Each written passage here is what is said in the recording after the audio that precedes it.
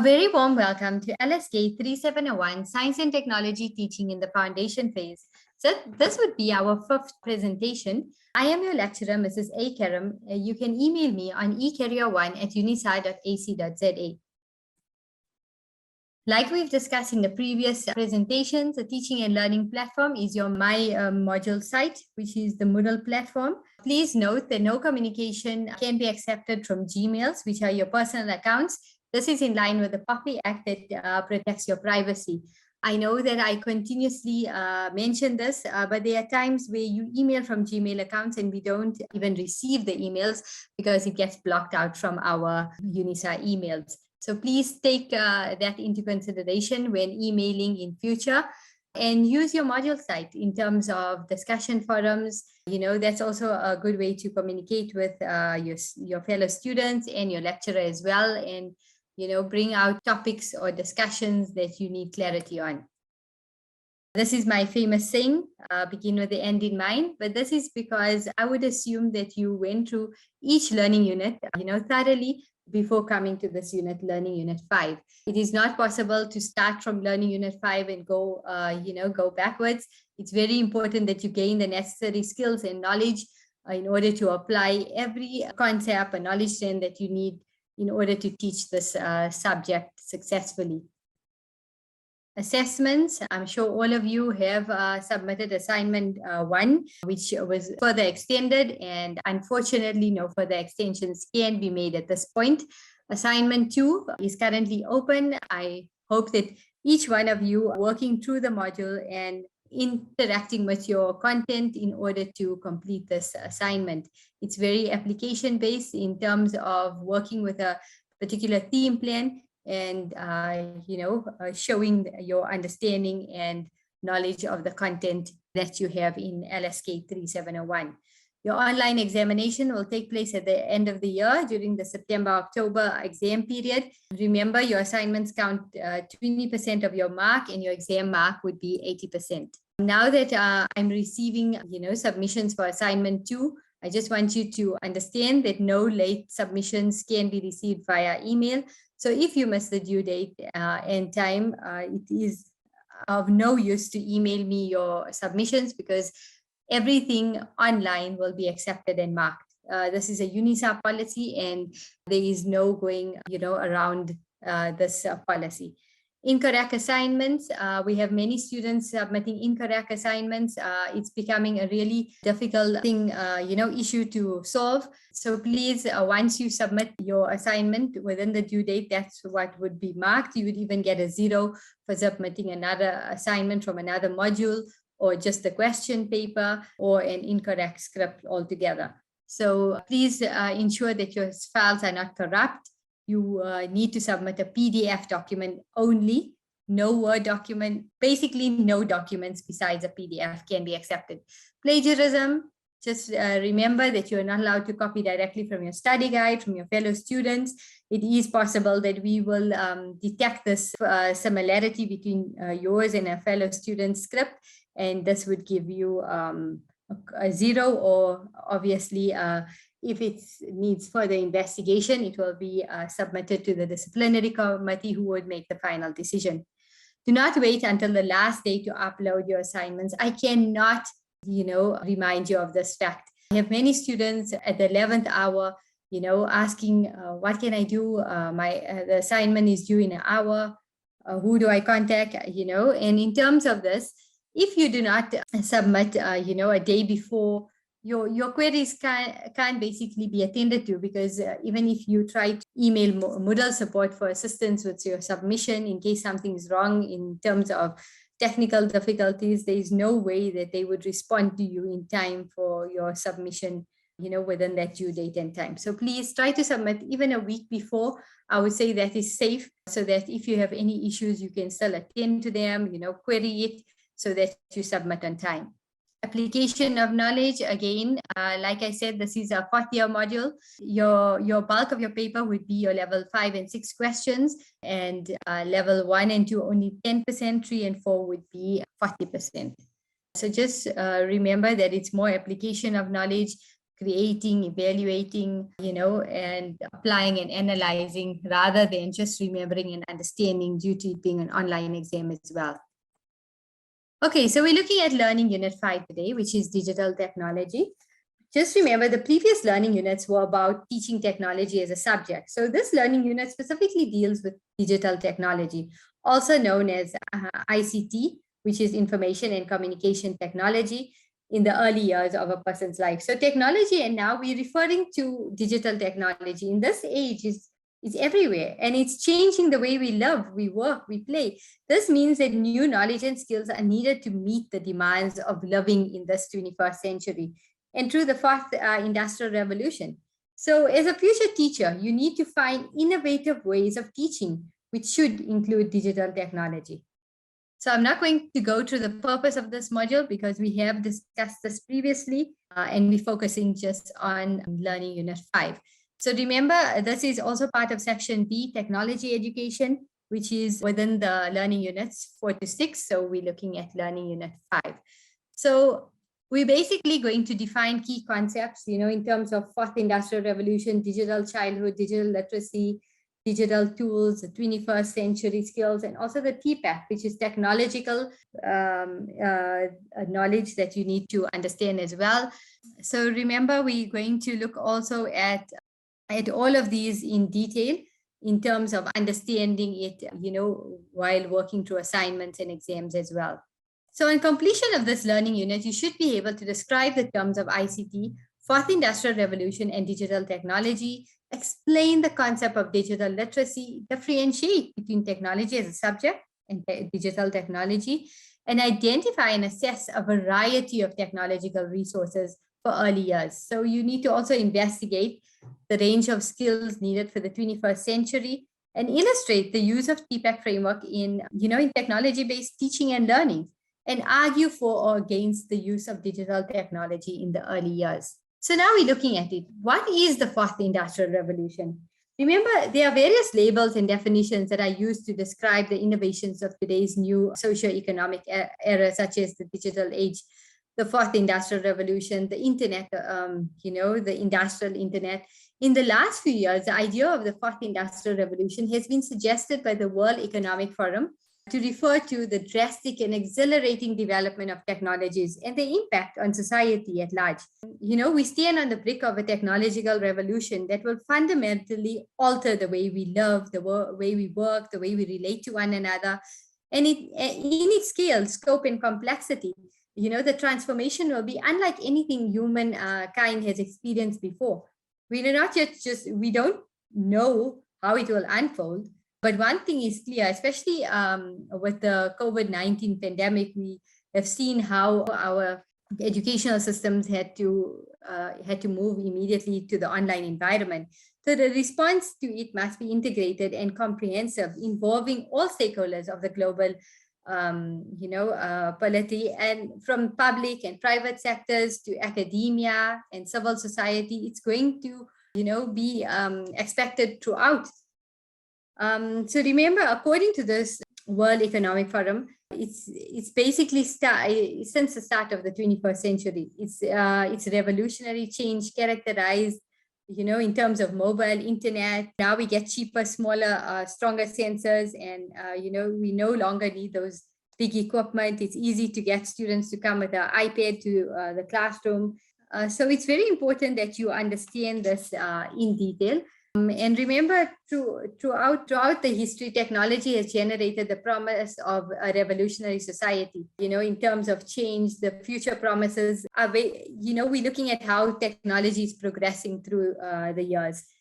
And it's very important to understand, what does digital childhood refer to? What is digital literacy? What do you understand by digital tools? What is the 21st century skills? Without understanding this, it's very difficult to understand the type of learners that you will have, in the future in your classroom. So when you're looking at the fourth industrial revolution, keep these questions in mind that I have noted on the screen, by listing labels and definitions used to describe the innovations of today's new socio-economic era. What is the idea of the fourth industrial revolution? Who wrote the underlying paper for the annual meeting? and what is profiled in this paper. What does the technological revolution alter? How should we respond to the technological revolution? Describe the 4IR progression according to the World Economic Forum. What does the industry 4.0 include? Explain the age of global connections as described by Peter 2017. Peter pitches the next industrial revolution as succeeding the IT revolution of the 1970s, which in terms of automated production, So it's very important that you understand this. What does technology promise, within our school environment or in the society at large? Reflect on authors, all of those authors noted on the screen as well. It's very important that you thoroughly understand what the fourth industrial revolution entails. Okay, so throughout history, technology has generated the promise of a revolutionary society and a revolutionary change in education by all the technological advances that we know of or we've experienced within our lifespan. So remember that you need to understand, the stages that things are developing and the application of new technologies that are coming out, and what is the best approach to follow in responding to the revolution in technology, and to adopt, this methodology of design thinking, that focus on developing and exploiting technologies that are people-centered. So remember, we're looking at the different stages and how it is, what we're sitting at this point. I think technology has really advanced, and we have so many opportunities to use technology in our classrooms. I know that all schools do not have the necessary resources, but slowly, most schools are incorporating technology into the classroom, as we are working with a generation that are very well equipped with technology, especially those who are using it a lot at home as well. So this is very important for you to just go through and reflect on what the fourth industrial revolution will mean to you as a foundation phase teacher. How will you keep up with your learners in your class who use digital technology?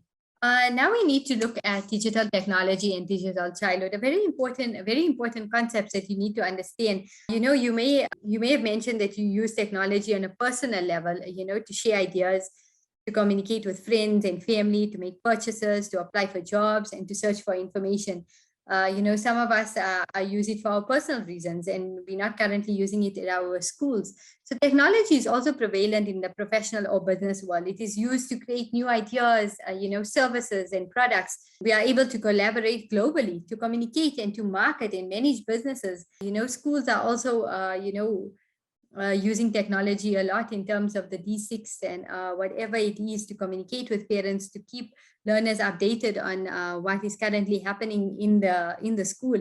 So while technology has made a substantial impact on life in general and the mainstream business, most educational systems operate as much as they did at the beginning of the 20th century. So think about the answer you gave regarding different devices you own.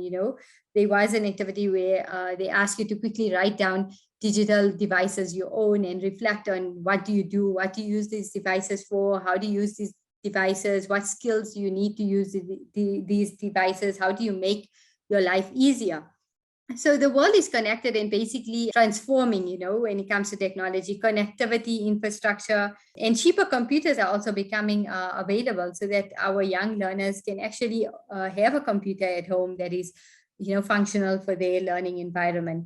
So school systems around the world are developing the ability to provide learning opportunities to learners anytime, anywhere. I'm sure after the COVID pandemic, you've noticed more and more online schools, coming up, and also your current school might be sticking to the online environment or, allowing students to have both options. Several terms are used when it comes to digital technology. Remember, when it comes to ICT, it's information and communication technology. It's basically an international network in which the contribution of knowledge and ideas are shared in order to connect people by using communication such as cell phones, computers, all of that as well.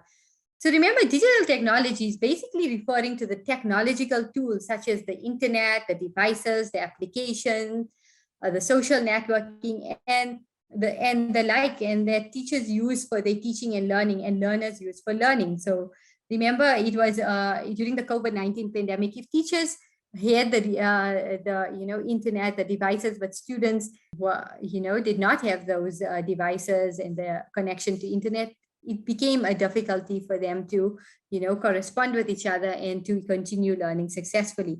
So technology as a tool is a basis for teaching and learning in the foundation phase. And yet other aspects such as, in terms of basically the teaching and learning in foundation phase was very affected during the COVID-19 pandemic. I don't know if you recall, but because students were independent and had devices in higher grades, they were able to continue to interact with their teacher. But in foundation phase, they quite, dependent on their parent or the teacher.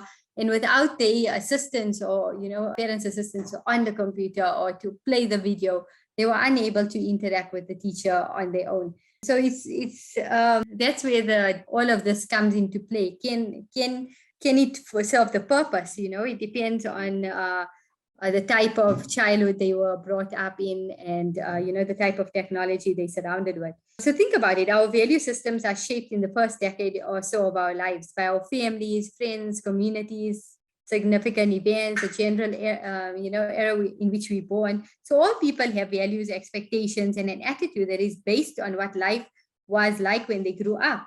Moreover, and very basically, the idea behind generation theory is not to pour everyone into a mold. Rather, your age, your generation is an attitude.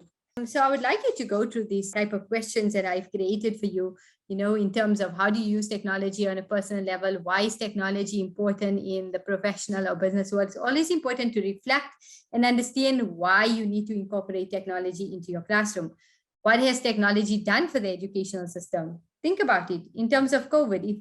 If it was not for technology and the online environment, schools would have went in a complete standstill and nothing would have been done. We were not allowed, due to the lockdown, people were not allowed to leave their homes at a certain time, to avoid the spread of the COVID-19 pandemic.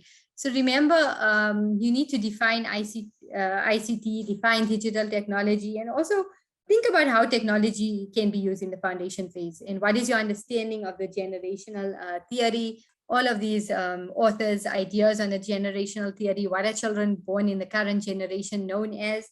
Remember, they're known as the Generation Alpha, never knew a world without screens. That's the type of students you're working with in your classroom now. So how can you describe this generation's children in terms of digital technology? So, children born into this current generation, they were born as the first iPad was born in 2010. And as such, their lives will be seamlessly integrated into technology. We get teachers who are finding technology very difficult to work with when things went totally online, because they were not so, their lives were not integrated with technology.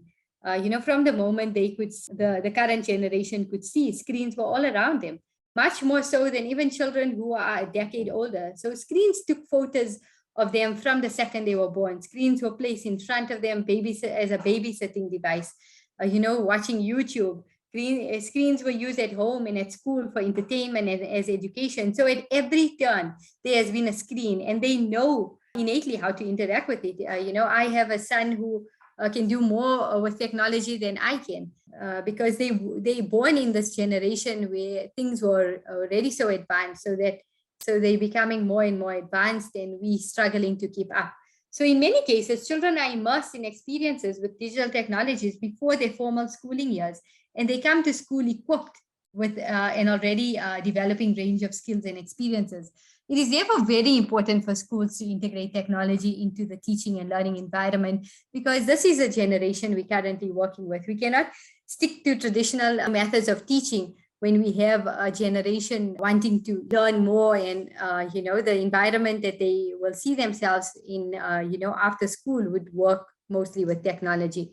So think about technology that came into being when you were a child. What impact did it have on you, on your childhood? Some of us would say we had no technology around us. Did it impact on education? How did it influence your learning? I think we all can relate to having televisions in our home. But as far as iPads and computers and Wi-Fi connection and things like that, some of us can say that we have not experienced a life like that. So look at authors' ideas on what does technology's effect. Describe your understanding of the term digital childhood, which is very important as well. Remember, at this point, it is important that we understand what digital childhood means. Digital resources are fruitless because of the evolution of these resources is too fast-paced for such definitions to be meaningful. Childhood, in terms of digital era, is just another period in history. So there is a shift in the way children experience the world, how they interact with physical, social, and cultural spaces in contemporary society, and how learning and play basically transform in the dynamic and fluid context. So instead of trying to define what digital resources are, we should look at them from a viewpoint of a digital childhood, which is the context in which children are living and learning and experiencing. So what do these terms, digital technology and digital childhood, mean for you as a teacher? Think about it.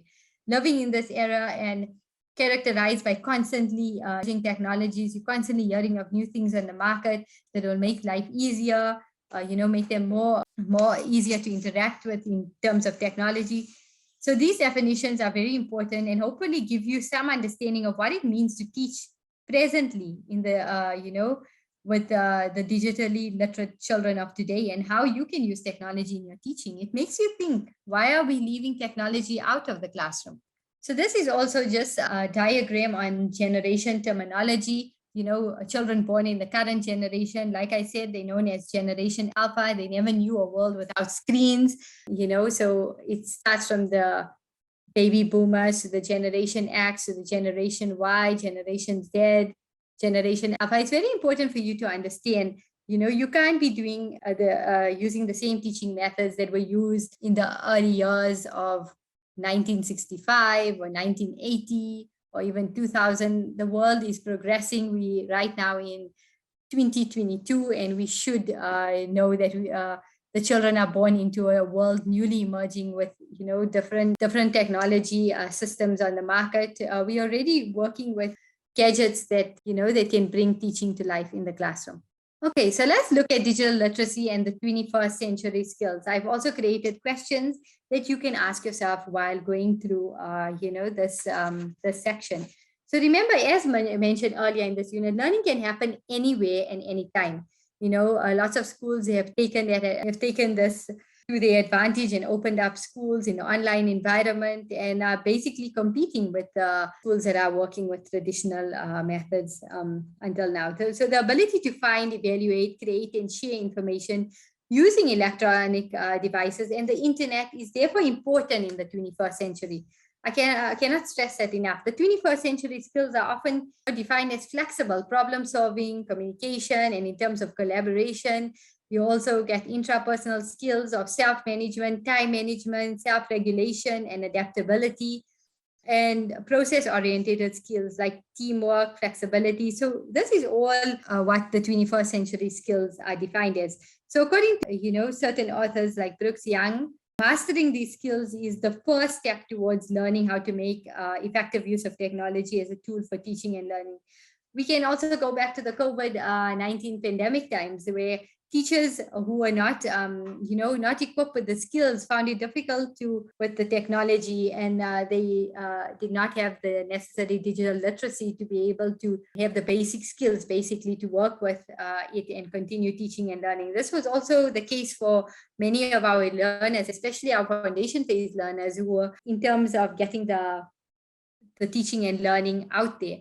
With teachers, they were unable to correspond with their teachers because of their dependency on their parents or not having the necessary equipment. So remember, many countries are moving from the industrial-based economy to an information-based economy, and that education systems must respond to this change. It's very important that schools respond to this change, even though things have gotten back to normal, and but we never know when calamity might strike or when something like the COVID-19 pandemic or anything for that matter could creep into our lives. So in the industrial age, there was a strong focus on the development, distribution, and consumption of products and the employment. Since the focus is shifted shifted now. We need to educational outcomes therefore need to be adapted to meet the demands of our new ways of working, thinking, learning, loving. We can't just ignore this. In addition, another author has argued that what and how students learn have been affected by the role that education has in preparing individuals for work. Since technology will be part of their work situations, it's very important that our schools prepare our learners, to work with computers in terms of Office, Microsoft, Word, whatever it is. So remember, young children construct stories and castles or whatever through play and artwork together. They establish and cultivate their abilities, and they need to think creatively. Exactly, the skills are needed for the accomplishment in the 21st century skills. There's so many games in the market that, help them do all of these things also online.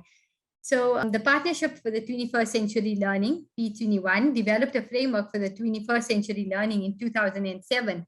And this framework includes learner outcomes. Remember, the 4 C's are critical thinking, communication, collaboration, and creativity. So the framework provides adults who work with young children with practical guidelines, in terms of understanding the 21st century skills and knowledge in relation to early learners. So the various skills that young children should develop for 21st century are covered in this framework in terms of creativity and innovation, critical thinking and problem solving, communication and collaboration, flexibility and adaptability, initiative and self-direction, social and cross-cultural skills, productivity and accountability, leadership and responsibility, information and media literacy. So this is very important in the 21st century. Remember, you need to pay attention to the various skills. These basically show, early learning for learners in terms of, think of examples of behaviors to how you think foundation phase learners will display these skills. You need to think about all of this. So these questions are basically outlined for you to, work with while going through the section, and it will make you reflect and understand, why these skills are so important in the 21st century.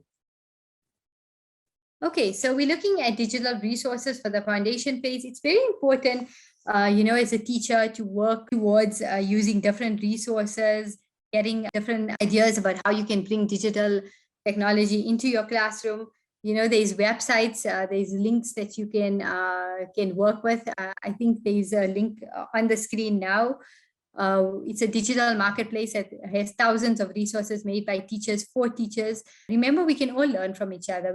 There's some cases where we have never used technology in our classroom, but if we see how it's impacting on the classroom and how teaching and learning is becoming more advanced, it's always good that we learn from each other and we, implement certain good practices into our own classroom. The following sites also, in terms of, I think, Vodacom, they've also given content and resources on the website that can be browsed and downloaded for free. So Vodacom has basically partnered with the Department of Basic Education. So maybe you can try the link on the screen as well, and search for any other links that can actually assist you to, implement good teaching and learning initiatives into your classroom, where you don't only rely on what you know from years back, and you update yourself to, to teach the learners that we have today in our classroom.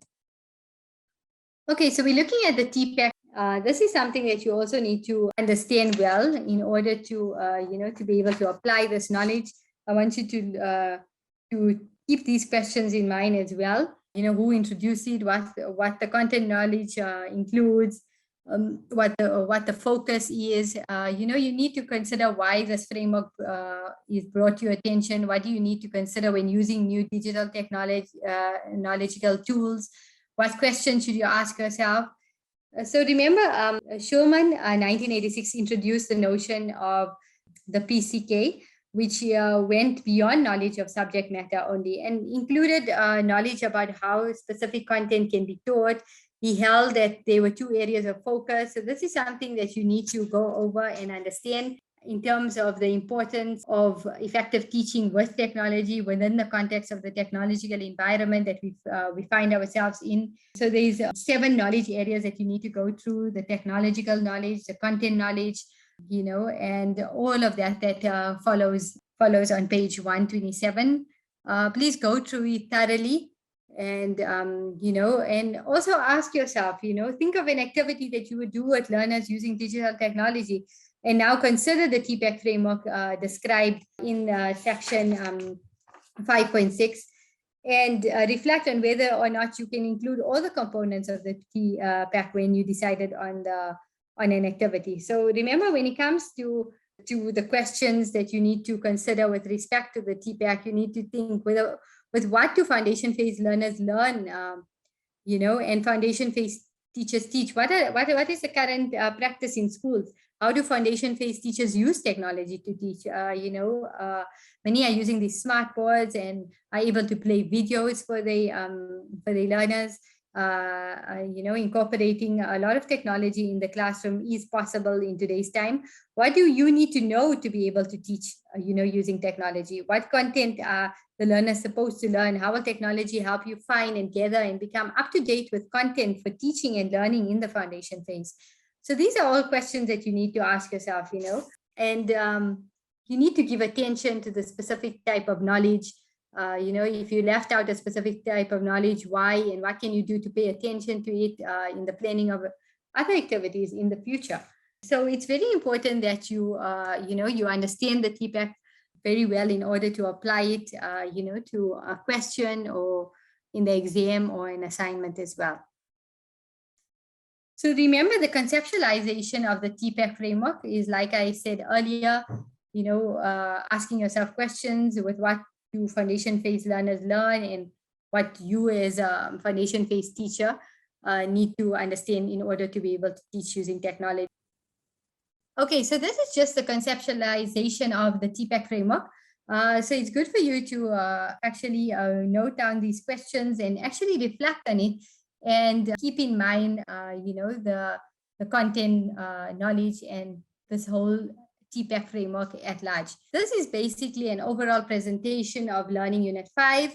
Like I said, it's not a detailed, understanding of the entire learning unit. So do not rely on it for the exams. Please go through your work thoroughly and work on activities.